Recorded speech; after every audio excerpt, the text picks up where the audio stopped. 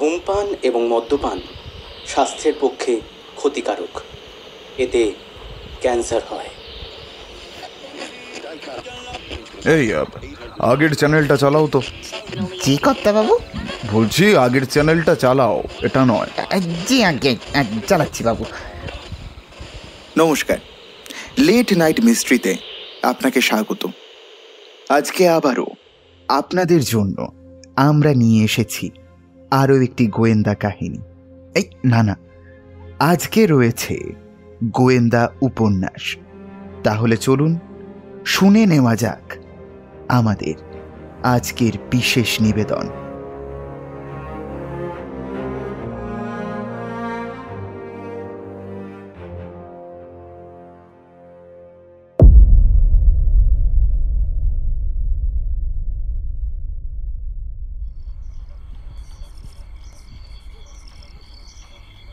রাত ৩টে। কলমদানিতে কলম রেখে অরুণ চেয়ার টেবিল ছেড়ে উঠে দাঁড়ালো। বিখ্যাত লেখক অরুণ কুমার চৌধুরী। আজ একটা জরুরি রচনা শেষ করার কথা, কিন্তু লেখা শেষ হলো না। যত রাত বাড়ে লেখাও যেন তত পুরুভুজের মতো বহু বাহু বিস্তার করতে থাকে। রাত ৩টের পর রচনাকে আর এমন অতিবৃদ্ধির সুযোগ দেওয়া চলল না। ক্ষান্ত হতে বাধ্য হল অরুণ। ঊর্ধ্বমুখে হাঁ করে অরুণ মস্ত বড় একটা হাই তুলল। তারপর গেঞ্জিটা খুলে রেখে ঘরের আলো নিভিয়ে দিল। পায়ে পায়ে শয্যার দিকে এগিয়ে গেল। সঙ্গে সঙ্গে রাত্রির বুক চিরে শব্দ হলো। রিভলভারের আওয়াজ। এত রাত্রে কলকাতার রাস্তায় রিভলভার ছোঁড়ে কে? মুহূর্তে ভেঙে গেল অরুণের তন্দ্রাচরতা। সে এক দৌড়ে জানালার কাছে গিয়ে দাঁড়ালো, কিন্তু বাইরে মুখ বাড়িয়ে দেখা গেল কেবল নিরেট অন্ধকার। এ আর সেই আগেকার আলোকময়ী নগরী নয়। এ হচ্ছে ব্ল্যাকআউটের অপরিচিত কলকাতা, যে রাত 9:30 বাজলেই তিমির ঘোমটায় মুখ ঢেকে ঘুমিয়ে পড়বার জন্য ব্যস্ত হয়। অন্ধকারকে যেন সশব্দে পদাঘাত করতে করতে দ্রুত বেগে কে ছুটে এলো। তারপর পায়ের শব্দ থেমে গেল ঠিক অরুণের বাড়ির সামনে এসেই। হঠাৎ কোথায় বেজে উঠল একটা তীব্র বাঁশি। সঙ্গে সঙ্গে নানা দিকে জাগলো কত লোকের স্পষ্ট অস্পষ্ট কণ্ঠস্বর এবং দ্রুত পদশব্দ। তারপরেই তার ঘরের দরজায় করাঘাত। অরুণ চমকে উঠে বলল, কে? চাপা গলায় শোনা গেল, চুপ চুপ, আমি বরুণ। আলো ছিল না, শিগগির দরজা খোলো। দরজা খুলতেই বরুণ ঘরের ভিতরে এসে ঢুকল। শ্বাস প্রশ্বাসের শব্দ শুনেই বোঝা গেল সে ভয়ানক হাঁপাচ্ছে।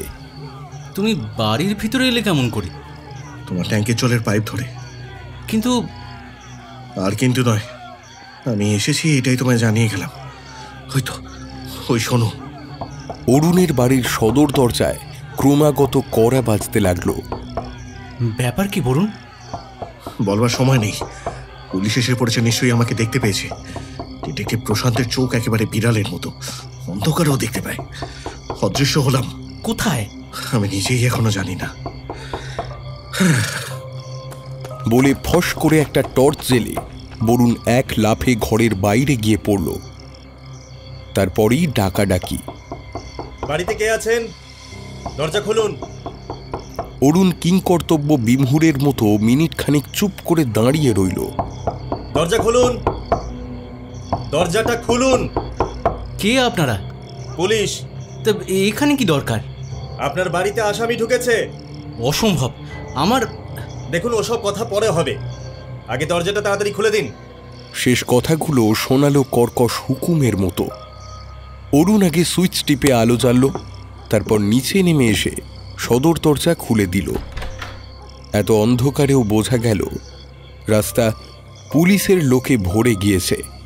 দরজার সামনেই দাঁড়িয়েছিল এক দৈর্ঘ্যে প্রস্থে প্রকাণ্ড ব্যক্তি। অরুণ দেখেই চিনল, সে হচ্ছে বাংলার গোয়েন্দা পুলিশের প্রসিদ্ধ কর্মচারী প্রশান্ত মজুমদার। তার পিছনে ও আশেপাশে কয়েকজন সাধারণ পুলিশ অফিসার ও সার্জেন্ট। আধার রাতের ভিতরে প্রশান্তের দুই ক্ষুদ্র কিন্তু তীক্ষ্ণ চক্ষু যেন তীব্র অগ্নিকণা বৃষ্টি করছে। প্রথমেই সে জিজ্ঞাসা করলে, আপনার নাম কি? অরুণ চৌধুরী। পেশা? সাহিত্য চর্চা। ও, আপনি হচ্ছেন লেখক অরুণ চৌধুরী, তাই তো? বেশ বেশ। তা এতক্ষণ আপনি কি করছিলেন? রাতটা ঘুমাবার জন্য সৃষ্টি হয়েছে, তাই আমি ঘুমোচ্ছিলুম। কিন্তু আপনার এই নিদ্রা এখন কাল নিদ্রায় পরিণত হতে পারে, সেটা কি আপনি জানেন? না। কেন, কি হয়েছে? দস্যু দীনবন্ধু আপনার বাড়ির ভিতরে ঢুকেছে। দেখুন, আমি কিন্তু আপনার এই কথা মানতে রাজি নই, কারণ আমার সদর দরজা ভেতর থেকে বন্ধ ছিল। দেখুন, দীনবন্ধু 10 জন সাধুর মতো সদর দরজা দিয়ে কারোর বাড়িতে ঢোকে না। সে আপনার বাড়িতে ঢুকেছে ওই জলের পাইপটা বেয়ে। দেখুন, এ কথা সত্যি হলেও বলবো, আমার নিদ্রা কাল নিদ্রায় পরিণত হবার ভয় নেই। দীনবন্ধু ডাকাত হলেও নরহত্যা করে না। তাহলে কি আপনি দীনবন্ধুকে আশ্রয় দিতে চান? না। তাহলে আপনার বাড়িটা আমরা একবার খুঁজে দেখতে পারি কি? মিছেই খুঁজবেন। দীনবন্ধু আমার বাড়িতে যদি ঢুকেও থাকে, তাহলে এখন সে ধরা পড়বার জন্য অপেক্ষা করছে না নিশ্চয়ই। দেখুন, অপেক্ষা করতে সে বাধ্য, কারণ তার আর পালাবার পথ নেই। আপনার বাড়ির দুদিকে রাস্তা আর দুদিকে খোলা জমি, চারিদিকেই পুলিশের পাহারা এখন। আর দীনবন্ধু পাখি নয় যে উড়ে পালিয়ে যাবে। বেশ, তাহলে খুঁজে দেখুন। একতলা, দোতলা ও তেতলার সব জায়গায় তন্ন তন্ন করে খুঁজে পুলিশের লোকেরা শেষটা প্রবেশ করল অরুণের শয়ন গৃহে। আচ্ছা, এই ঘরেই শুয়ে আপনি ঘুমোচ্ছিলেন? আগে হ্যাঁ। বাড়ির সব জায়গা, এমনকি ইঁদুরের গর্ত পর্যন্ত খুঁজতে বাকি রাখিনি আমরা। তার মানে হলো দীনবন্ধু নিশ্চয়ই এই ঘরেই লুকিয়ে আছে। দুজন সার্জেন্ট উপরে এসেছিল। প্রশান্তের কথা শুনে তারা কোমরে রিভলভারে হাত দিল। আচ্ছা অরুণবাবু, আপনাকে এমন দুশ্চিন্তাগ্রস্তের মতো দেখাচ্ছে কেন বলুন তো? রাত 3:30-র সময় পুলিশি হাঙ্গামা কার ভালো লাগে মশাই? প্রশান্ত আর কিছু না বলে খাটের পাশে গিয়ে দাঁড়ালো। পুলিশের লোকেরা চারিদিক খোঁজাখুঁজি করতে লাগলো। তীক্ষ্ণ চোখে বিছানার দিকে চেয়ে প্রশান্ত বলল, অরুণবাবু, আপনি আমাদের সঙ্গে ছলনা করছেন না তো? সত্যি কি আপনি ঘুমোচ্ছিলেন? আপনার এই অন্যায় প্রশ্নের অর্থ বুঝলুম না। দেখুন অরুণবাবু, মাফ করবেন, আমি আপনাকে অপমান করতে চাই না, কিন্তু বিছানার চাদর আর বালিশের দিকে একবার চেয়ে দেখুন। কোথাও একটুও ভাঁজ নেই। দেহের ভার পড়েছে এমন কোনো চিহ্নই নেই। আমি বাজি রেখে বলতে পারি, আজ রাত্রে এই বিছানায় শুয়ে কেউ ঘুমোয়নি। অরুণ বেশ সপ্রতিভভাবেই বলল, আমিও আপনার কথা সমর্থন করি। তার মানে? লিখতে লিখতে ক্লান্ত হয়ে আমি শুয়ে ঘুমিয়ে পড়েছিলুম, ওই ইজি চেয়ারখানার উপরে। ও, তাই নাকি? পুলিশের খোঁজাখুঁজি ব্যর্থ হল। ঘরের মধ্যে কাউকে পাওয়া গেল না। অরুণ হাঁপ ছেড়ে বাঁচল। মনে মনে ভগবানকে ধন্যবাদ দিয়ে বলল, প্রশান্তবাবু, দেখলেন তো আমার কথা ঠিক কি না?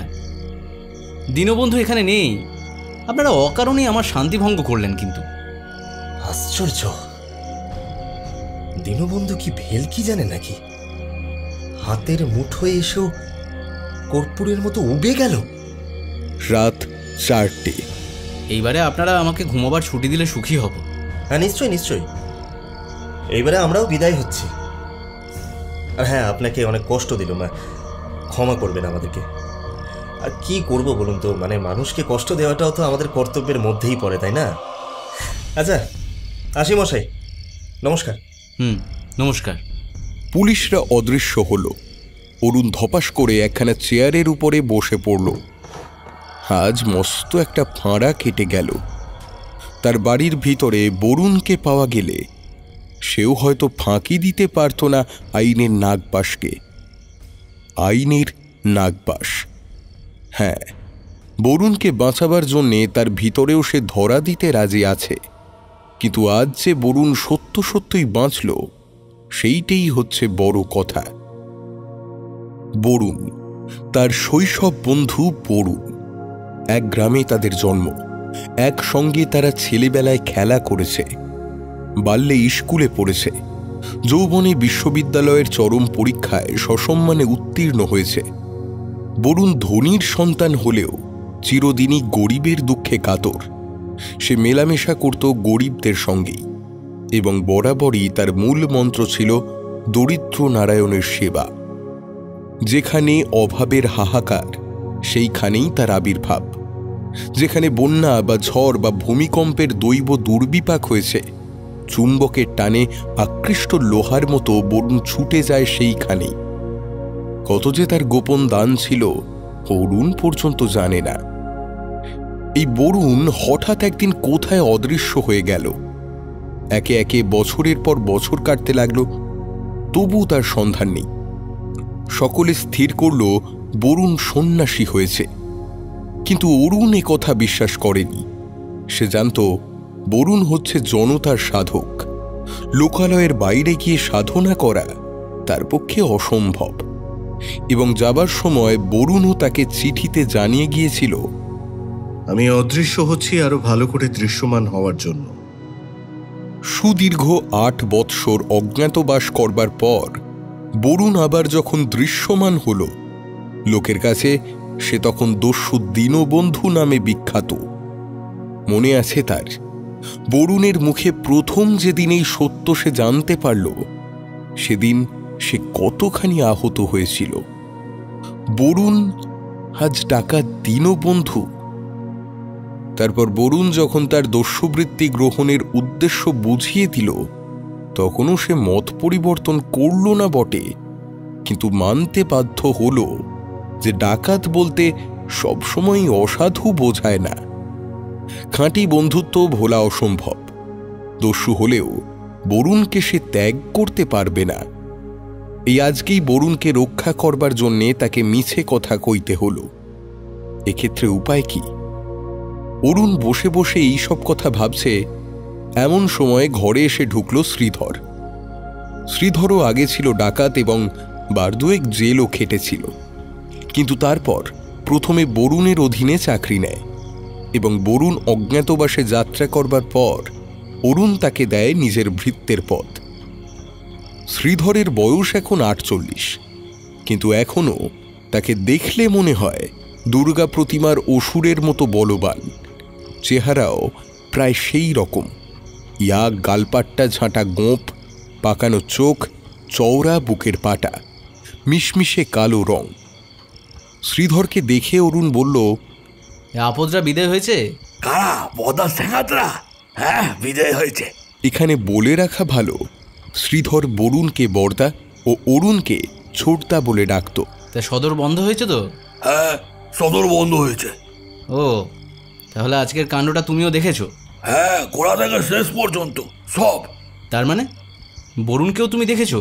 খালি কি দেখেছি, বরটাকে একটা গড়গড়ার নল বকশিসও দিয়েছি। গড়গড়ার নল? হ্যাঁ গো ছোটদা, হ্যাঁ। কর্তাবাবু মারা যাওয়ার পর তার গড়গড়া রবারের নলটা দালানে একটা হুকে টাঙানো ছিল, সেইটা বরটাকে দিয়েছি। হঠাৎ তোমার এ খেয়াল হলো কেন?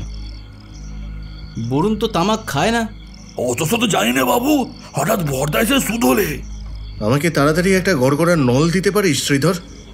আমিও চট করে নলটা এনে দিলুম আর কি। বরুণের সবই অদ্ভুত। পুলিশ যখন হানা দিয়েছে ধরতে পারলে একেবারে দীপান্তর, তখন সে খুঁজছে গড়গড়ার নল। হ্যাঁ, তা শ্রীধর নল নিয়ে বরুণ গেল কোথায়? সোজা ছাদের দিকে। কিন্তু ছাদে তো সে নেই। যাক, বরুণ যে পালাতে পেরেছে এটাই ভাগ্যের কথা। কে বলে বরুণ পালিয়েছে?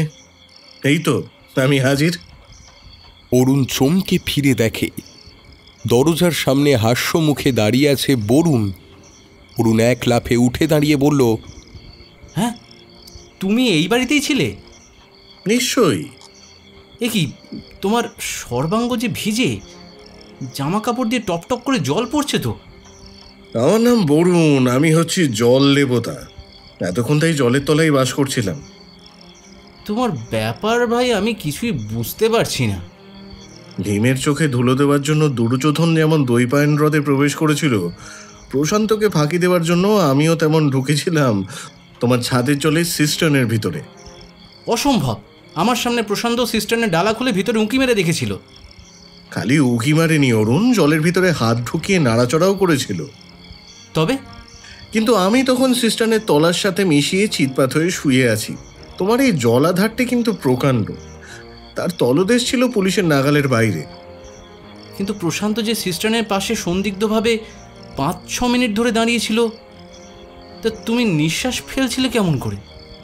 একটা গড়গড়ার রাবারের নল দিয়ে। কি বলো?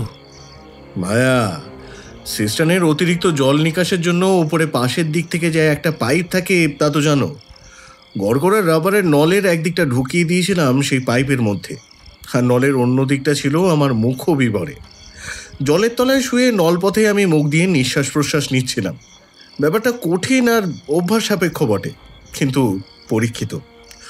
পুকুরে ঢুকে খড়ের সাহায্যে এইভাবে নিঃশ্বাস ফেলে আগেও কেউ কেউ শত্রুকে ফাঁকি দিয়েছে।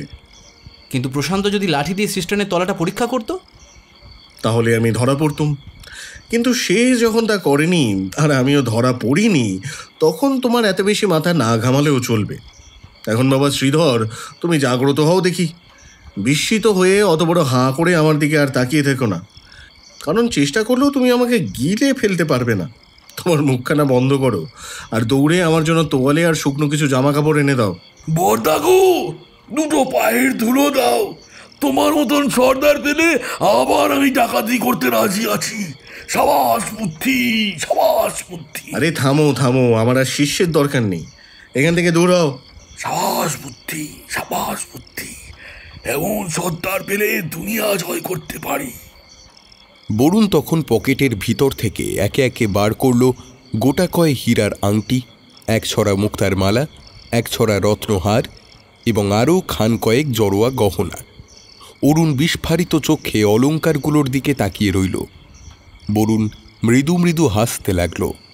এগুলোর দাম কত হবে জানো? না, জানতেও চাই না। অন্তত 1.5 লাখ টাকা। এগুলো হচ্ছে বংশীবদন সাহার সম্পত্তি। এবারের যুদ্ধে বংশীবদন কোটিপতি হওয়ার চেষ্টা করেছিল। বাংলাদেশে দুর্ভিক্ষের হাহাকার, শহরে গ্রামে পথে পথে অনাহারে হাজার হাজার মানুষ মারা পড়ছে। খেতে দিতে পারছে না বলে মা সন্তান বিলিয়ে দিচ্ছে, বাপ পুত্র হত্যা করছে। কিন্তু বংশীবদনের মতো লোকেদের বিরাট সব গুপ্ত ভাণ্ডারে গিয়ে দেখো, মজুত করা রয়েছে চাল, ডাল আর আটা, ময়দা, আরও নানান খাদ্যদ্রব্যের পাহাড়। এইসব মাল 8 গুণ 10 গুণ কিংবা আরও বেশি দামে বিক্রি করে এই পাষণ্ড বংশীবদনের দল দেশবাসীর অস্থি কঙ্কালের উপর বসে ধনকুবের হতে চায়। তাই আমি নিয়েছি এদের শাস্তি দেবার ভার। শাস্তি দেবার তুমি কে? হ্যাঁ, আমি ঈশ্বরের হাতের লাঠি। যারা দরিদ্রের রক্ত শোষণ করে তাদের পিঠ ভাঙব বলেই আমি তৈরি হয়েছি। রাজার আইনের জাল হচ্ছে ছেঁড়া। ধরা পড়লেও এই বংশীবদনের দল নানান ফাঁক দিয়ে সুকৌশলে বেরিয়ে আসবে। তাই আমি দাঁড়াতে চাই এদের বিরুদ্ধে। আইনের জালের ফাঁক দিয়ে এক একজন করে বেরিয়ে আসবে, আর আমিও একের পর এক চালিয়ে যাব আমার লাঠি তাদের উপর। আইনের ত্রুটি শোধরাবার জন্য তুমিও তো চাইছো আইনকে অমান্য করতে। ধরো তাই। এবার আরও অনেকে যদি তোমার মত অবলম্বন করে, তাহলে রাজার শাসন কার্য যে অচল হয়ে পড়বে। বিষ ভালো জিনিস নয়, কিন্তু বিষ পানের পর যার বেঁচে থাকবার শক্তি আছে তিনি পুজো পান নীলকণ্ঠ মহাদেব নামে। আমার মতো অবলম্বনের শক্তি হবে কজনের? হ্যাঁ, চোর ডাকাত না হয়েও চোর ডাকাতের মতো অভিশপ্ত জীবনযাপন করার সাধ্য আর সাহস কার হবে?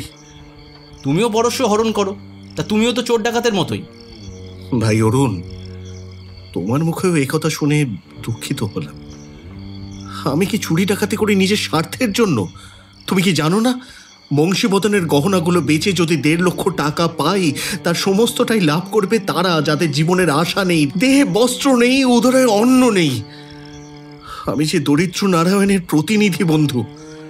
দেশের জন্য মানুষ নয়, মানুষের জন্য দেশ। দেশের চেয়ে মানুষ বড়, আর আমি হচ্ছি সেই মানুষের সেবক।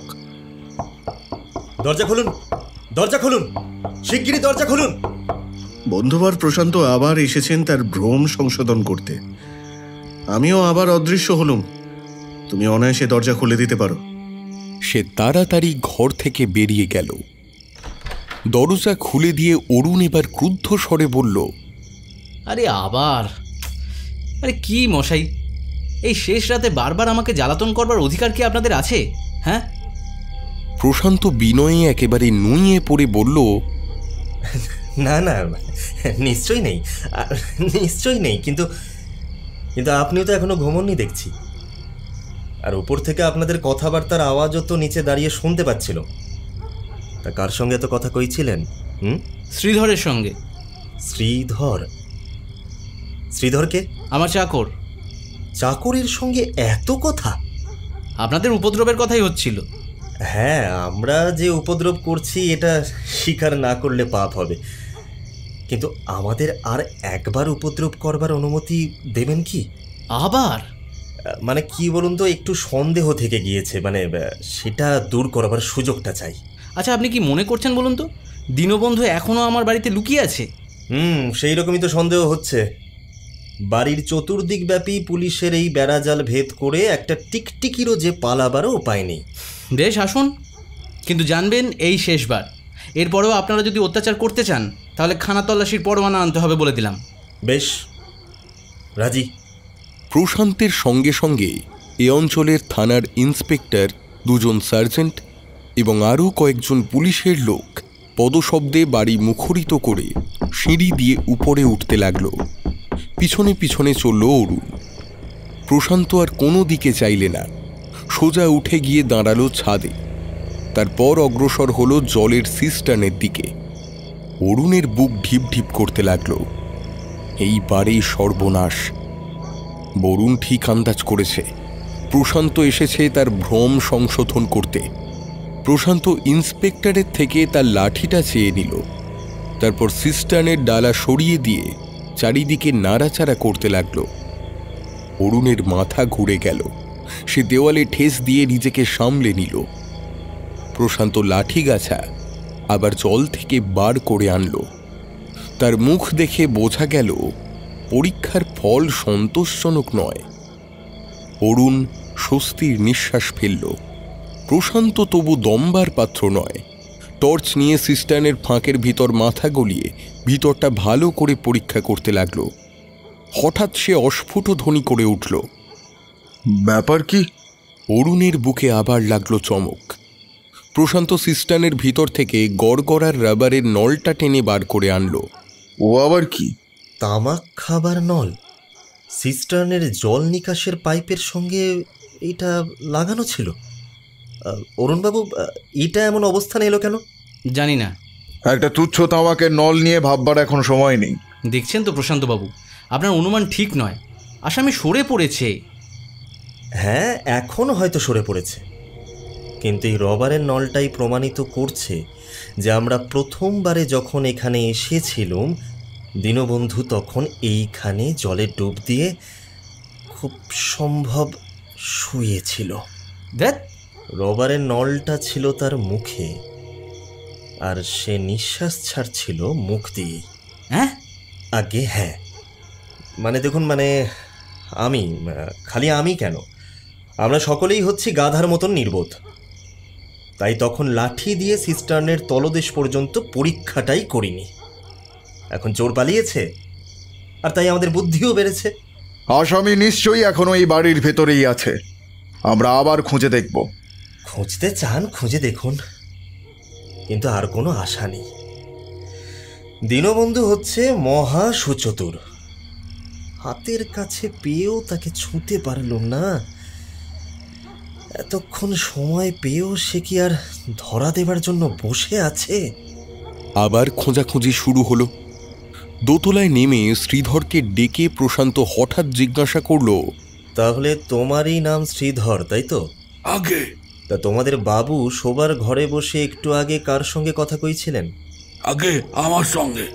বাপু শ্রীধর, আমি যদি বলি তোমাদের বাবু অন্য একটি ভদ্রলোকের সঙ্গে কথা কইছিলেন? আগে তাহলে সত্য কথা বলা হবে না।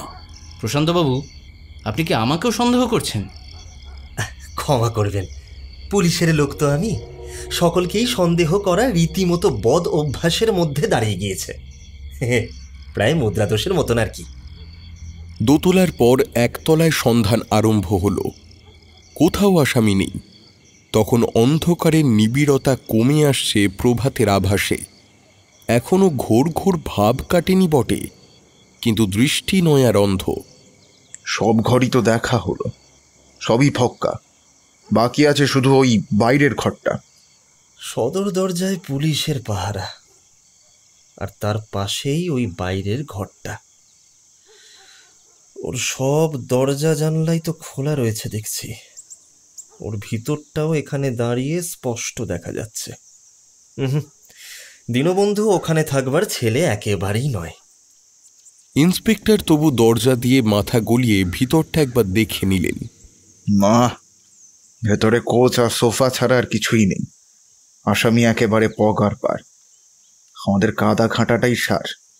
পুলিশের লোক সবাই রাস্তায় গিয়ে দাঁড়ালো। দরজার চৌকাঠের ওপর দাঁড়িয়ে অরুণ সহাস্যে বলল, কি মশাই, এবার দরজাটা বন্ধ করি, না আরও একবার ভেতরে পায়ের ধুলো দিতে চান? না, আর বোধহয় দরজার কড়া নাড়ব না। নাড়লেও আর দরজা খুলবো না, উল্টে খবরের কাগজে আজকের সব কথা জাহির করে দেবো। জানেন তো আমি সাংবাদিক। দেখুন, আজকে যেরকম লেজে গোবরে হলুম, তাই কি আমাদের পরম শাস্তি নয় মশাই? এর মধ্যেই তো কাগজওয়ালারা দীনবন্ধুর ব্যাপার নিয়ে আমাদের যথেষ্ট দোষ দিচ্ছে। তার উপরে আজকের কেলেঙ্কারিটাও ছাপার হরপে বেরোলে আমাদের যে মুখ দেখাবার জো থাকবে না মশাই। অতখানি উপকার না করলেই খুশি হব। উপরের ঘরে ঢুকে অরুণ অত্যন্ত করুণভাবে একেবারে বিছানায় গিয়ে শুয়ে পড়ল। কিন্তু শ্রীধর অমন মস্ত বড় শরীর নিয়েও ঘরময় যেন নেচে নেচে বেড়াতে লাগলো ছোট্ট টুনটুনির মতো হালকা পায়ে। অরুণ মুখ ভার করে বলল, তোমার অত ফুর্তি আমার ভালো লাগছে না শ্রীধর। ছোটা, আমার ফুর্তি আমার কিন্তু বেশ লাগছে। তাই নাকি? তো এবারে গড়গড়ার নল তো হয়েছে অচল।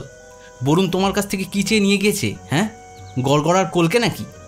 এবারে বরটাও কলকে চাইনি, পুলিশও কলকে পায়নি। তোমাদের দীনবন্ধু করবে ডাকাতি আর আমি সামলাবো তার ঠেলা। হয়েছে এক জ্বালা। তুমি আর কি ঠেলা সামলালে ছোটা? নাকানি চুমানি খেয়ে মরলো তো পুলিশই। আচ্ছা শ্রীধর, এই বরুণ শয়তানটা কেমন করে পালালো বলো তো? Speak of A devil and the devil is here. শয়তানের নাম করলেই শয়তান মূর্তিমান হন। অরুণের মুখের কথা ফুরোতে না ফুরোতেই বরুণ আবার ঘরের ভিতরে এসে ঢুকল। ধর্মর করে বিছানার উপরে উঠে বসে অরুণ যেন নিজের চোখকেও বিশ্বাস করতে পারল না। শ্রীধর তারিফ করে বললে, ধন্যি বর্দা, ধন্যি। তুমি কি উবে যাওয়ার মন্ত্রও শিখেছ? Devil bet. মোটেই না শ্রীধর, মোটেই না। আমি বাইরের ঘরে কৌচে আসীন হয়ে মুক্তি লাভের স্বপ্ন দেখছিলুম হে। বাইরের ঘরে? দরজা জানলা খুলে পাহারাওয়ালাদের কাছ থেকে তো হাত কয়েক তফাতে বসে। কি যে বলো বরুণ, উঠোন থেকে আমরা সবাই দেখেছি, বাইরের ঘরে কেউ ছিল না। ঠিক তাই। উঠোন থেকে তোমরা উঁচু কৌচের কেবল পেছন দিকটাই দেখতে পাচ্ছি রে। আমি ছিলাম কৌচের কোলে গুটিসুটি মেরে। এত দুঃসাহস তোমার হলো? কেন হবে না? প্রথমত আমার হচ্ছে মরিয়ার সাহস, দ্বিতীয়ত আমি মানুষের মনের রহস্যটা জানি। মনের রহস্য? শোনো, ভেবে দেখলাম প্রশান্ত আবার যখন ফিরে আসছে তখন গড়গড়ার নলার ব্যবহার করাটা নিরাপদ হবে না, অথচ আমাকে লুকোতেই হবে। কিন্তু লুকোই কোথায়? বাড়ির গোপনীয় স্থানগুলোর দিকে পুলিশের চোখ অবশ্যই পড়বে, কিন্তু দরজা জানলা খোলা বাইরের ঘরের মতো প্রকাশ্য জায়গায় নিশ্চয়ই কারোর সন্দেহ জাগ্রত হবে না। বিশেষ করে বাইরের ঘরটা যখন একটু আগেই খুব ভালোভাবে খুঁজে দেখাও হয়েছে। কৌচখানা দরজা জানলার দিকে পেছন ফেরানো ছিল বলে আমার আরও সুবিধাও হলো। তার ভিতরেই আশ্রয় নিলাম। দেখতেই পাচ্ছ যে আমি ভুল করিনি। খোলা ঘর দেখে পুলিশ অবহেলা করে চলেও গেল। সাবাস বুদ্ধি, সাবাস বুদ্ধি। আগে যদি আমার সর্দার পেতাম না, তাহলে কি আমাকে দুবার জেল খেটে মরতে হতো। আমি জানি আমাকে ধরবার জন্য পুলিশ আজ ফাঁদ পেতেছিল, কিন্তু তার ভেতর থেকেই আমি বংশীবদনের ট্যাগ হালকা করে বেরিয়ে এসেছি। কিন্তু পুলিশকে আরো শিক্ষা দেওয়াটা দরকার। তুমি দেখে নিও অরুণ, এইবারে আমিও ফাঁদ পাতবো পুলিশের জন্য। আর শ্রীধর, তুমি হাঁ করে থাকবার অভ্যাসটা ছাড়ো। যাও নিয়ে এসো তোয়ালে আর জামা কাপড়।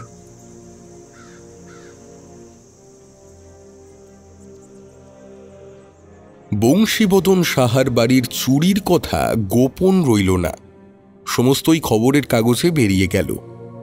আরও প্রকাশ পেল ওখানে যে চুরি হবে পুলিশ আগেই সেই খবর পেয়েছিল এবং চোর ধরবার জন্যে যথাসময়ে উপস্থিত হয়েছিল ঘটনাক্ষেত্রে। তবু তাদের চোখে ধুলো দিয়ে দীনবন্ধু বামাল নিয়ে উধাও হয়ে গিয়েছে। কাগজওয়ালারা কম নিষ্ঠুরও নয়।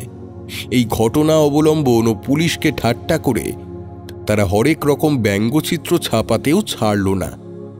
তার উপরে আরও এক কাণ্ড, জনৈক পত্র প্রেরক বলে কে একজন কাগজে একখানা পত্র পাঠিয়ে অরুণের বাড়িতে পুলিশের দুর্দশার সমস্ত কাহিনী প্রকাশ করে দিল এবং সেই সঙ্গে এটাও জানালো যে বংশীবদনের চোরাই গহনা বিক্রি করে যত টাকা পাওয়া গিয়েছে দীনবন্ধু তার এক কপর্তকও নিজে গ্রহণ করেনি, সমস্তই বিলিয়ে দিয়েছে দিন দুঃখীদের। প্রশান্ত হাত কামড়াতে কামড়াতে মানুষ চক্ষে স্পষ্ট দেখল গোটা দেশটা তার শোচনীয় দুরবস্থা দেখে কেবল অট্টহাসির ঐকতানি তুলছে না, সকলের কাছে পুলিশই হয়ে পড়েছে ঘৃণ্য, আর চোর দীনবন্ধুই হয়ে উঠেছে শ্রদ্ধার পাত্র। উপরওয়ালাদের কাছে ধমক খেয়ে প্রশান্ত আরও দমে গেল। প্রথম শ্রেণীর গোয়েন্দা বলে তার নাম ডাক ছিল যথেষ্ট। দীনবন্ধুর পাল্লায় পড়ে এইবার তার সব সুনাম বুঝি লুপ্ত হয়ে যায়। অত্যন্ত অশান্ত হয়ে প্রশান্ত ফোনে অরুণকে ডেকে বলল, অরুণবাবু, এই কি আপনার উচিত হলো? আপনি উচিত অনুচিত কি বলছেন কি? ও বুঝেছি, কাগজে সেদিনকার ব্যাপার নিয়ে যা বেরিয়েছে, বিশ্বাস করুন ও পত্র আমি পাঠাইনি। খানিকক্ষণ ভেবেচিন্তে প্রশান্ত আন্দাজ করল, তার মানে হলো এই হচ্ছে নিশ্চয়ই স্বয়ং দীনবন্ধুর কীর্তি। সে তখনই উঠে খবরের কাগজের অফিসে গিয়ে হাজির হলো। সম্পাদক বলল, চিঠিখানা ডাকে আসেনি, কোনো লোক দিয়ে গিয়েছে। আচ্ছা, তার চেহারাটা কিরকম বলুন তো? দেখুন, আমি তাকে দেখিনি, আপনি সহকারী সম্পাদক সত্যবাবুর কাছে যান। সত্যবাবু পত্রবাহকের চেহারার এই বর্ণনা দিলেন, না বেটে না ড্যাঙা, না রোগা না মোটা, না কালো আবার না ফর্সা। বয়স? না বুড়ো না ছোকরা। মশাই কি আমার সঙ্গে ঠাট্টা করছেন? বাবরে, পুলিশ আর বাকি ঠাট্টার পাত্র। প্রশান্তের বক্র দৃষ্টি দেখল সত্যবাবুর চোখে ভয়ের ভাব বটে, কিন্তু কালো মেঘের পিছনে বিদ্যুতের আভাসের মতো তার গোঁফের আড়ালে যেন ঈষৎ হাসির ইঙ্গিত। সহ সম্পাদকের এই দুঃসহ ব্যবহার কোনো ক্রমে সহ্য করে প্রশান্ত বলল, দেখুন, নাম আর ধাম না থাকলে আপনারা তো চিঠি ছাপেন না। পত্রপ্রেরক তার নাম ধাম দেয়নি। দপ্তরের দিকে দৃষ্টিপাত করে সহ সম্পাদক বললেন, হ্যাঁ দিয়েছে বই কি, আসল নাম হচ্ছে অশান্ত মজুমদার। প্রশান্ত মজুমদার নিজের রাগ যথাসম্ভব দমন করে বলল, আর ঠিকানাটা? সহ সম্পাদক যা বললেন তা হচ্ছে প্রশান্তের নিজের বাড়ির ঠিকানা। দাঁতে ঠোঁট কামড়ে প্রশান্ত বলল, দেখুন মশাই, পত্রপ্রেরকরা ভুল ঠিকানা দেয় কিনা সে খোঁজ রাখা আপনারা দরকার বলে মনে করেন না বুঝি? তাহলে প্রত্যেক কাগজের মালিককে একটি বিরাট গোয়েন্দা বাহিনী পুষতে হয়। প্রশান্ত আর বাক্য ব্যয় না করে নিজের বাড়ির দিকে চলল এবং যেতে যেতে প্রতিজ্ঞা করল, এই দুঃসহ সহ সম্পাদকটিকে যদি কোনো দিন হাতের মুঠোর মধ্যে পাই, তাহলে আমার হাতের মুঠো খোলবার জন্য বড় অল্প আয়োজনের প্রয়োজন একেবারেই হবে না।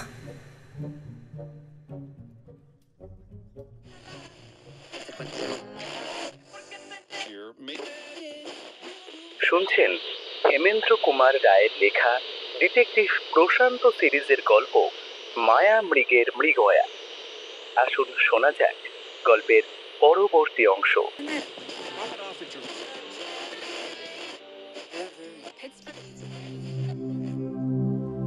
চারিদিকেই দীনবন্ধুর নাম। প্রশান্তের যশের প্রদীপ ক্রমেই যেন ম্লান হয়ে আসছে এবং খবরের কাগজে কাগজে দীনবন্ধুর উদারতা ও পরদুঃখ কাতরতার নতুন কাহিনীর আকার হয়ে উঠছে অধিকতর দীর্ঘ। দীনবন্ধু কোথাও অনাথা বিধবার একমাত্র আশ্রয়স্থল বাঁধা পড়া বাড়ি উদ্ধার করে দিচ্ছে, কোথাও হাজার হাজার দরিদ্র ও ভিখারির মধ্যে বস্ত্র বিতরণ করছে, কোথাও কন্যা দায়গ্রস্তর কাছে মোটা টাকার বান্ডিল পাঠাচ্ছে, কোথাও অত্যাচারী জমিদারের পিঠে বেতের ও কপালে তপ্ত লোহার ছাপ বসিয়ে দিয়ে আসছে। কেউ দীনবন্ধুর নামে ভয়ে কাঁপে, কেউ বা দেবতা ভেবে তার নামে জয়ধ্বনি দেয়।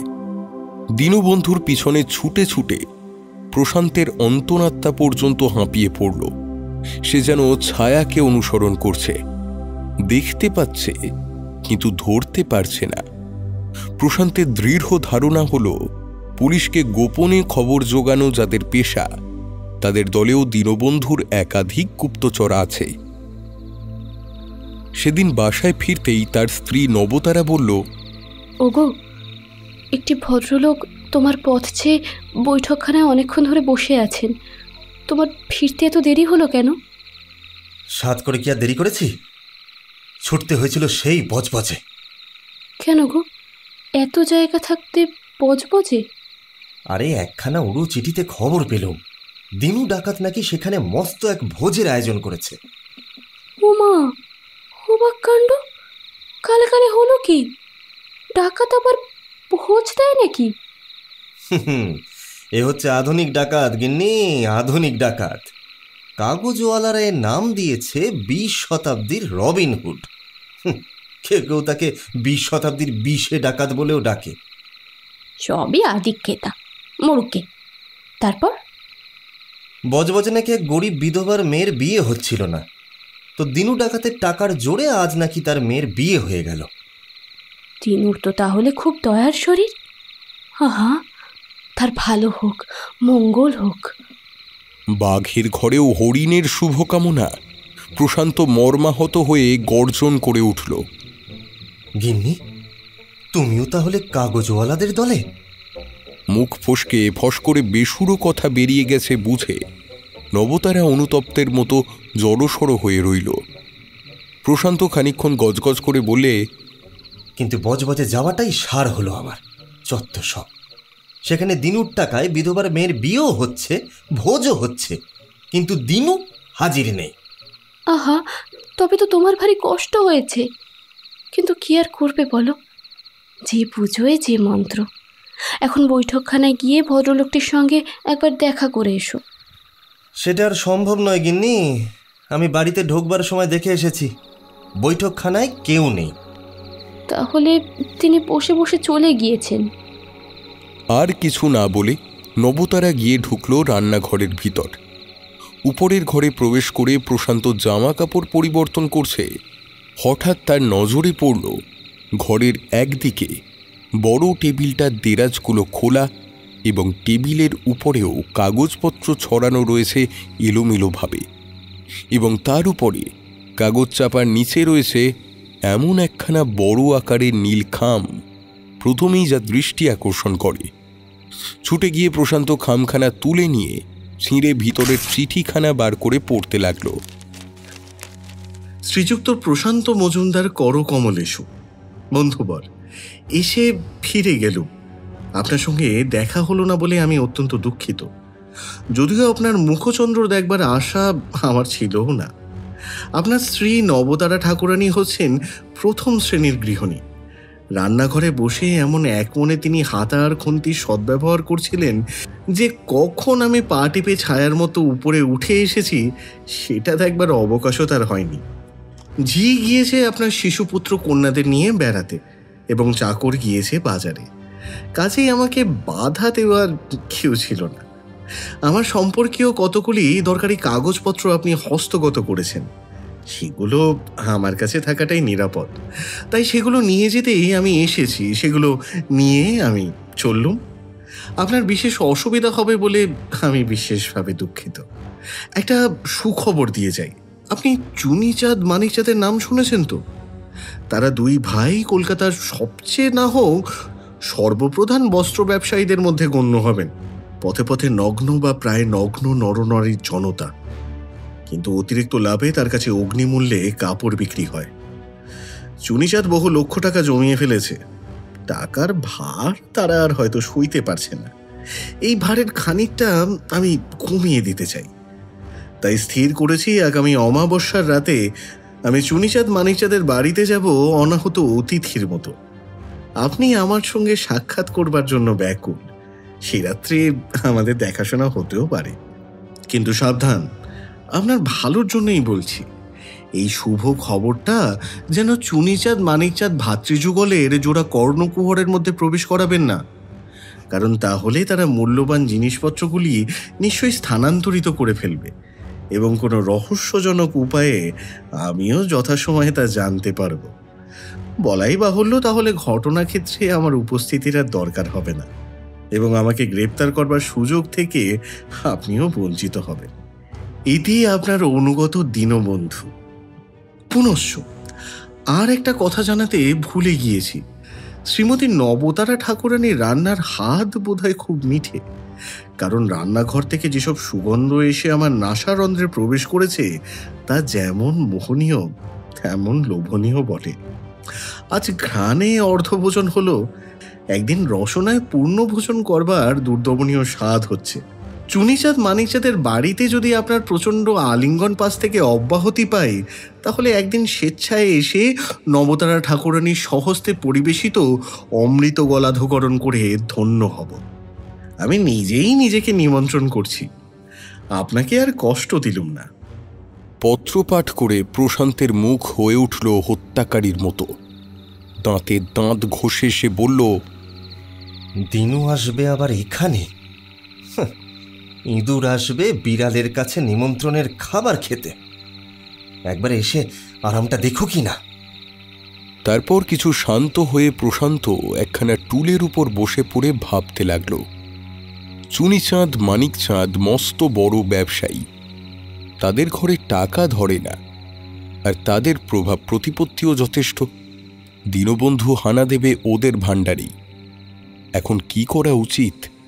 পুলিশের বড় সাহেবের কাছে সব কথা খুলে বলবে? অসম্ভব। কারণ প্রথমত তাহলে দীনবন্ধুর চিঠিখানাও সাহেবের কাছে দাখিল করে জানিয়ে দেওয়া হবে যে সে কেমন করে কত অনায়াসে তাকে বাঁদর নাচ নাচিয়ে বেড়াচ্ছে। দ্বিতীয়ত, বড় সাহেব ব্যাপার দেখে তাকে অযোগ্য ভেবে তার বদলে যদি আর কারুর হাতে চুনিচাঁদ মানিকচাঁদের ভার অর্পণ করেন, তাহলে দিনু ডাকাতকে গ্রেপ্তার করবার গৌরব সে কেমন করে অর্জন করবে? অতএব ব্যাপারটা চেপে যাওয়াই ভালো। হঠাৎ দিনু ডাকাতকে বন্দি করে সে নিজের পদোন্নতির ব্যবস্থা করবে, কাগজওয়ালাদের উপর টেক্কা মারবে, গোটা বাংলাদেশকে দেবে চমকে। চুনিচাঁদ মানিকচাঁদও থাকুক অন্ধকারে, তাদের খবর দিলেও সব ভেস্তে যাবার সম্ভাবনা। খুব সম্ভব তাদের বাড়ির ভিতরেও দিনুর চর আছে। চুনিচাঁদ মানিকচাঁদ ভয় পেয়ে যদি টাকা করি গহনাপত্র সরিয়ে ফেলে, তবে দিনুর কানে সে খবর পৌঁছতে দেরি হবে না। তাহলে তাকে আর পাওয়াও যাবে না নাগালের মধ্যে। দিনু বিষে ডাকাতের উপরেও এক হাত নিতে চায়। বিষে যাদের বাড়ি ডাকাতি করবে খবর পাঠাতো তাদেরই কাছে, আর দিনু বিজ্ঞাপনী পাঠায় খোদ পুলিশের কাছে। কি স্পর্ধা!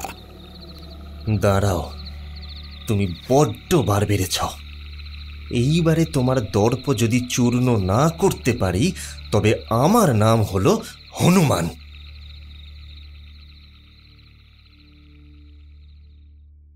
বুদ্ধ হচ্ছে মস্ত একদল চোর ও গুন্ডার সর্দার। জোড়াবাগানের একটা প্রকাণ্ড বস্তির মধ্যে তার প্রধান আড্ডা। বাইরের লোকে জানে সে গরু ও মোষের গাড়ির গাড়োয়ানদের সর্দারি করে। তার খাটালে 50-60টা গরু ও মোষ থাকে এবং গাড়ি ও গাড়োয়ানও থাকে অনেক। তার এই আইনসঙ্গত পেশার জন্য বুদ্ধর উপরে দৃষ্টি দিয়েও পুলিশ বিশেষ সুবিধা করে উঠতে পারে না। তার আসল লাভ হয় চোর, গাঁটকাটা ও গুন্ডা পুষে। এইসব চোর, পকেটমার ও গুন্ডা কলকাতার রাস্তায় রাস্তায় দিনে রাতে যা হস্তগত করে সমস্ত এনে দেয় বুদ্ধুর হাতে। তাদের সকলের জন্যে একটা নির্দিষ্ট অংশ থাকে, বাকি যা প্রধান অংশ জমা হয় বুদ্ধুর নিজের ভাণ্ডারে। চোর, পকেটমার ও গুন্ডাদের মধ্যে যারা মাঝে মাঝে ধরা পড়ে জেলে যায়, তারা খালাস না পাওয়া পর্যন্ত তাদের পোষ্য বা পরিবার প্রতিপালনের ভার নেয় বুদ্ধু স্বয়ং। ফলে তার দলের লোকেরা নির্ভয়ে চুরি ও রাহাজানি করে এবং ভারী ভারী পকেট হালকা করে বেড়ায়। জেলকে তারা ভয় করে না। তারা এমন অনায়াসে জেলে যায় যেন বায়ু পরিবর্তনে যাচ্ছে। কলকাতার দিকে দিকে এমনই আরও অনেক সর্দার আছে। অনেকের এমনই হোমরা চোমরা চেহারা যে বাইরে থেকে দেখলে কেউ কেটা বলে মনে হয়। পুলিশ তাদের স্বরূপ চিনেও আইনের পাকে জড়াতে পারে না সহজে। তাদের অনেকের বিশেষ বিশেষ চর আছে, তারা এসে নানা রকম খবর দিয়ে যায়। কেউ এসে জানায় তাদের প্রধান শত্রুপক্ষের অর্থাৎ পুলিশের ভিতরের কথা। পুলিশের দৃষ্টি কোন আড্ডার উপর পড়েছে, তারা কবে কোথায় খানাতল্লাশ করতে আসবে। চোরের মুখে প্রায়ই সে খবর পেয়ে সর্দারেরা আগে থাকতেই সাবধান হতে পারে। আর একদল চোরের কাজ কোন বাড়িতে হানা দিলে দামি মাল বা টাকা কড়ি পাওয়া যাবে তার সঠিক খবর আনা। এদের সঙ্গে প্রায় গৃহস্থদের বাড়ির ভৃত্য বা অন্য কোনো লোকের যোগ থাকে। কোন পথে কোন ঘরে কখন গেলে নিরাপদে চুরি করা চলবে, এই চোরেরা সেসব সংগ্রহ করে আনে যথাসময়ে।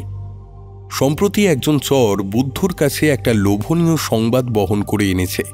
চুনিচাঁদ মানিকচাঁদের লোহার সিন্দুকের গর্ভে আছে 1 লক্ষ টাকার নোট, 50,000 টাকার মোহরের থলি, 60,000 টাকার জড়োয়া গহনা।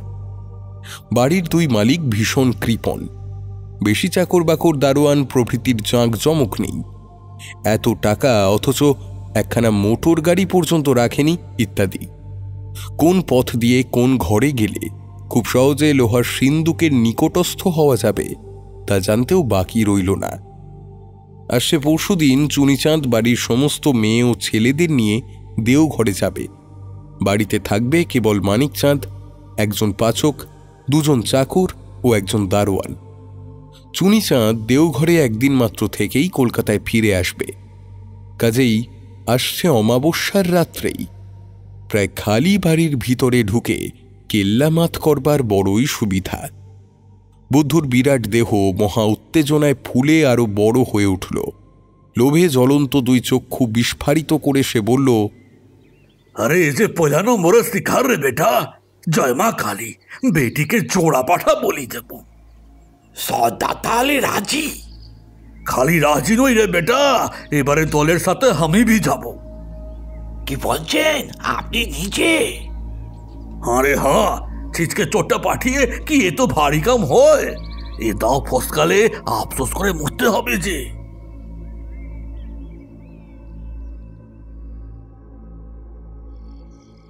অমাবস্যার রাত গায়ে মা কালীর রং মেখে করছে থমথম।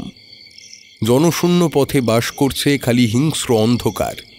তার কালিমা এত ঘন যে সন্দেহ হয় এর মধ্যে তীব্র বিদ্যুৎ জ্বললেও সে দীপ্তি কারুর দৃষ্টি আকর্ষণ করবে না।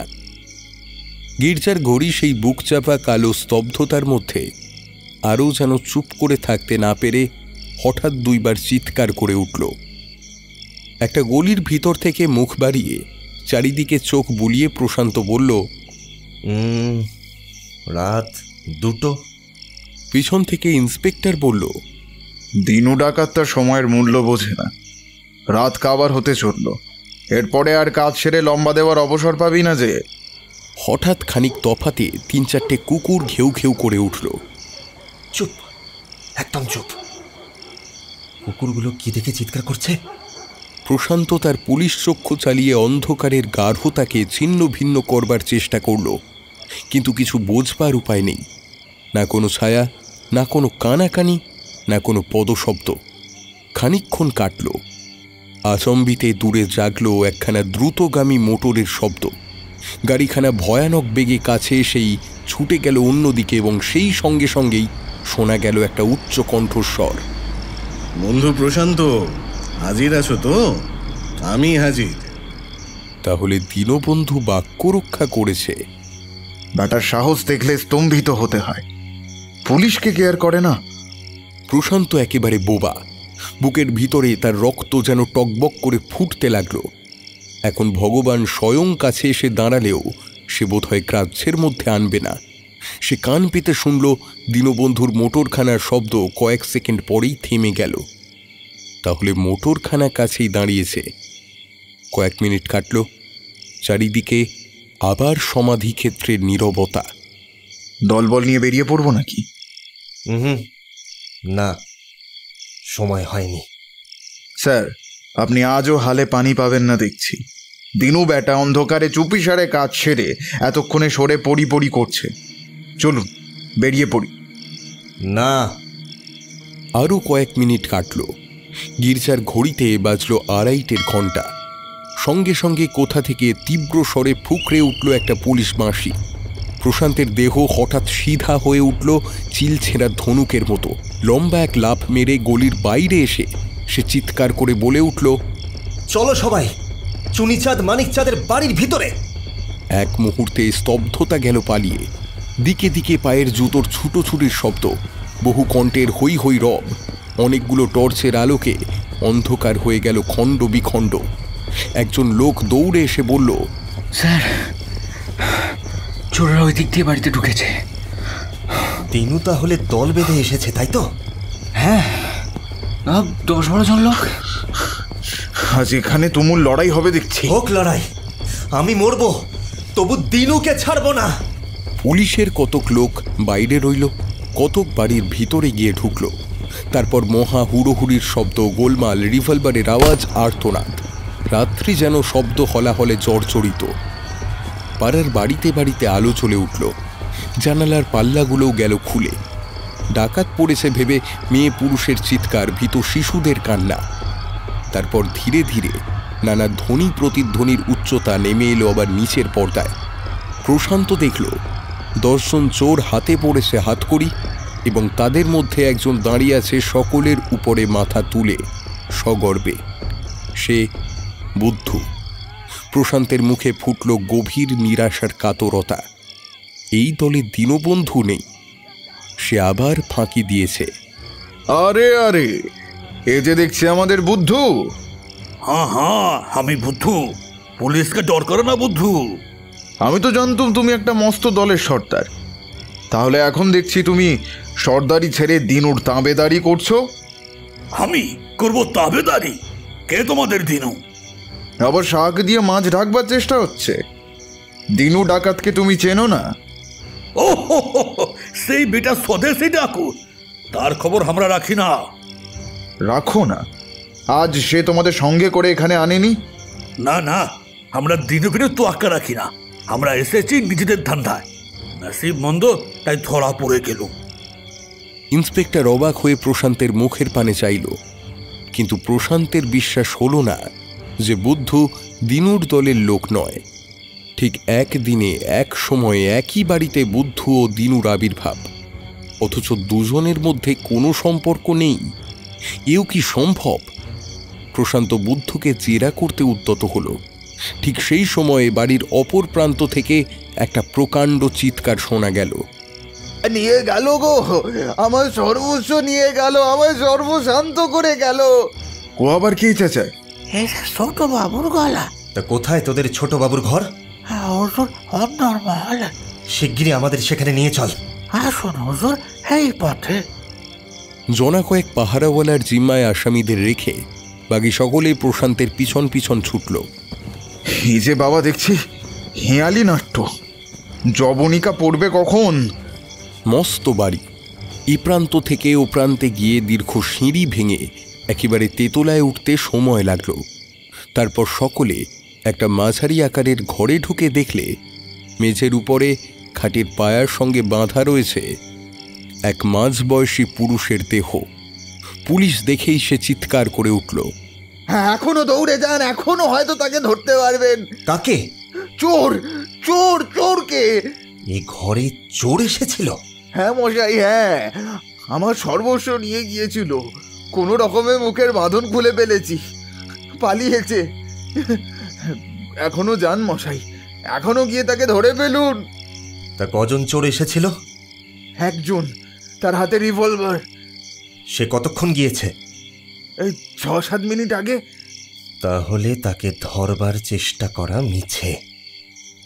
এই চোর কে তা বুঝেছি এবার। সে মোটরে চড়ে পালিয়েছে।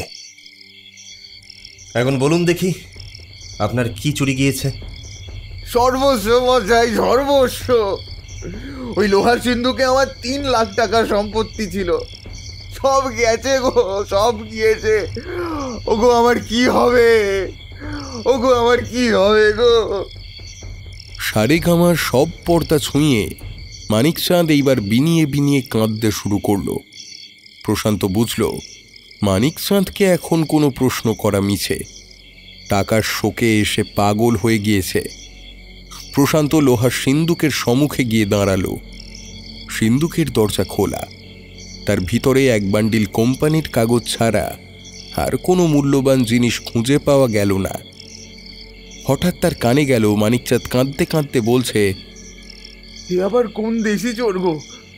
সর্বস্ব লুট করে মালিককে খুন করব বলে রিভলভার তোলে, তার সর্বাঙ্গ দড়ি দিয়ে বাঁধতে বাঁধতে বলে, মশাইয়ের লাগছে বলে আমি ভারী দুঃখিত। আবার নিশ্চিন্ত বসে হাসতে হাসতে চিঠি লেখে। তা কি বলল? সে চিঠি লিখেছে? হ্যাঁ, চিঠি লিখেছে। নিজের সোনা বাঁধানো ফাউন্টেন পেন দিয়ে চিঠি লিখে গেছে। তা কোথায় সেই চিঠি? ওই বিছানার উপরে। ওই যে, ওই দেখুন। খালি তো চিঠি লিখলো না, আমার সর্বস্ব নিয়ে গেল। আমি এখন কি করব? দাদা এলে কি বলবো? কান্না ও কথা সমান চলল। খাটের কাছে গিয়ে প্রশান্ত দেখল বিছানার উপরে পড়ে আছে মস্ত একখানা নীল খাম। প্রশান্তের বুকটা ধূপ করে উঠল। খাম দেখেই বুঝলে এ চিঠি কার। চিঠিখানা এই রকম: গর্ধবরাজ শ্রীমান প্রশান্ত মজুমদার সমীপেশু, তোমাকে আগে বন্ধুবর বলে ডেকে আমি নিজেই নিজেকে অপমান করেছি। তোমার মতো নির্বোধ চূড়ামণি আমার বন্ধু হওয়ার যোগ্য নয়। তোমার মাথায় একমাত্র পদার্থ আছে, আর তার নাম হচ্ছে গোবর। একে গাধা, তারপরে গোবরময় মাথা। হয়তো তুমি গাধাও নও, আবার গরুও নও, তাদের চেয়েও নিম্ন শ্রেণীর জীব, যার নাম হয়তো অভিধানেও নেই। মূর্খ। যখন তোমাকে স্পষ্টাক্ষরে জানালুম যে আমি এখানে নির্দিষ্ট তারিখে আবির্ভূত হব, তখনই তোমার বোঝা উচিত ছিল যে পুলিশকে ফাঁকি দেওয়ার জন্য আমি এক নতুন রকমের ফাঁদও পাতব। চোর কখনো পুলিশকে জানিয়ে চুরি করতে আসে না, সেটা অস্বাভাবিক। কারণ চুরি হচ্ছে লুকোচুরির ব্যাপার। যখনই তোমাকে আমার ইচ্ছে জানিয়েছি, তখনই তোমার বোঝা উচিত ছিল যে আমি তোমাদের জন্য ফাঁদ তৈরি করে রেখেছি। আমি আজ চুরি করেছি তোমাদের সাহায্যেই। বুদ্ধু, আজ যাতে এখানে নির্দিষ্ট সময় চুরি করতে আসে সে ব্যবস্থা করি আমি। আমারই চর গিয়ে তাকে এখানে ভাগ্য পরীক্ষা করবার জন্য প্রলুব্ধ করেছিল। আমি ঠিক জানতুম বুদ্ধুর দল যখন এখানে আবির্ভূত হবে, তখন আধার রাতে তাদের আমাদেরই দল ভেবে সমস্ত শক্তি নিয়ে তোমরা আক্রমণ করবে। আর সেই ফাঁকে আমিও ধীরে সুস্থে নিশ্চিন্ত হয়ে করব নিজের কার্যোদ্ধার। একদিন তুমি আমাকে বিপাকে ফেলেছিলে। আমি তামাক খাই না, তবু গড়গড়ার নল মুখে দিয়ে আমাকে জলের তলায় শুয়ে থাকতে হয়েছিল এই তোমার জন্যই। আজ তার প্রতিশোধ নিলাম। তবে তোমার একটা উপকারও করে গেলাম। আমি সমাজের শত্রু নই, আমি হচ্ছি অত্যাচারীর শত্রু। কিন্তু আজ আমার কৃপায় তোমরা বুদ্ধ নামে যে জীবটিকে ধরতে পারলে, সে হচ্ছে দেশ ও দশের শত্রু। তাকে তোমরা এতদিন বহু চেষ্টা করেও ধরতে পারোনি। আজ আমি তাকে তোমাদের হাতে সমর্পণ করে গেলাম। ঢাকের বদলে নরুন পেলে বলে আমাকে ধন্যবাদও জানিও। ইতি, দীনবন্ধু। পত্র পাঠ করবার পর প্রশান্তের মুখ ভয়ানক গম্ভীর হয়ে উঠল। সে এগিয়ে এসে মানিকচাঁদকে বলল, আপনি দেখছি এখন অনেকটাই সুস্থ হয়েছেন। তাই এবার বলুন দেখি, যে চোরটা এসেছিল তাকে দেখতে কেমন? মাঝ বয়সী, মাথায় সাদা পাকা লম্বা চুল, চোখে নীল রঙের চশমা, গোপ আছে, আর আছে ফেঞ্চ কাট দাড়ি, গালে একটা বড় আঁচি, রং উজ্জ্বল শ্যামবর্ণ, মাথায় বোধ হয় 6.5 ফুট উঁচু, বেজায় চওড়া বুক, আর তার হাত দুখানা যেন লোহার মতো শক্ত। সেটা আমি টের পেয়েছি যখন সে আমাকে দড়ি দিয়ে বাঁধছিল। প্রশান্ত চুপ করে দাঁড়িয়ে দাঁড়িয়ে মানসপটে এই বর্ণনা অনুযায়ী একখানা ছবি এঁকে নিল। সে নিজে কোনোদিন দীনবন্ধুর চেহারা দেখবার সুযোগ পায়নি। চিঠিখানা কি আমাকে যে দেখালেন না? ওই চিঠিটা আমাকে লেখা। আপনার দেখবার দরকার নেই।